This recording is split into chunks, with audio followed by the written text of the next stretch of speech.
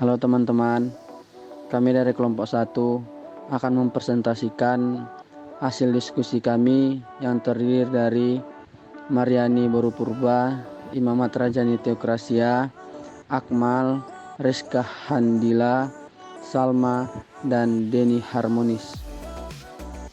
Ivan Petrovich Pavlov lahir 14 September 1849 di Yazan, Rusia, yaitu tempat ayahnya Peter Dmitrievich Pavlov menjadi seorang pendeta. Ia dididik di sekolah gereja dan melanjutkan seminari fisiologi. Pavlov lulus sebagai sarjana kedokteran dengan bidang dasar fisiologi. Pengertian klasik konditioning. Pengondisian atau persyaratan klasik adalah proses yang ditemukan Pavlov melalui percobaannya terhadap anjing, di mana perangsang asli dan netral dipasangkan dengan stimulus bersyarat secara berulang-ulang sehingga memunculkan reaksi yang diinginkan. Mempelajari bagaimana anjing percobaannya menjadi terkondisi untuk berliur waktu tanpa makanan. Hasil percobaannya Pavlov menyimpulkan bahwa untuk membentuk tingkah laku tertentu harus dilakukan stimulus yang menghasilkan tingkah laku tersebut secara berulang-ulang dengan melakukan pengondisian tertentu.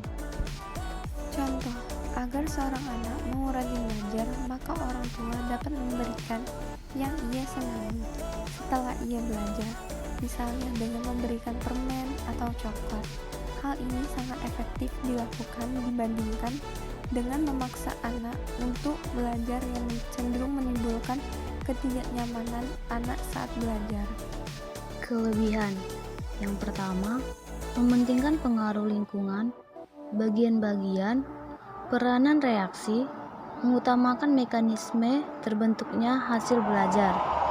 Yang kedua, mementingkan pembentukan kebiasaan dalam pemecahan masalah. Yang ketiga, memberi pengaruh siswa dalam belajar karena pendidik memberi stimulus sedangkan siswa akan lebih termotivasi dalam mengerjakan tugas dan tanggung jawabnya. Yang keempat, terdapat stimulus tertentu yang mampu menggugah semangat siswa yang semula rendah. Yang kelima, jika siswa sudah terbiasa melakukan perbuatan yang telah terkondisikan dengan ilmunya secara kontinu, maka ia dapat dikatakan berhasil dalam belajarnya. Yang keenam, memberikan ciri perubahan dalam belajar jika ada suatu tanda signal.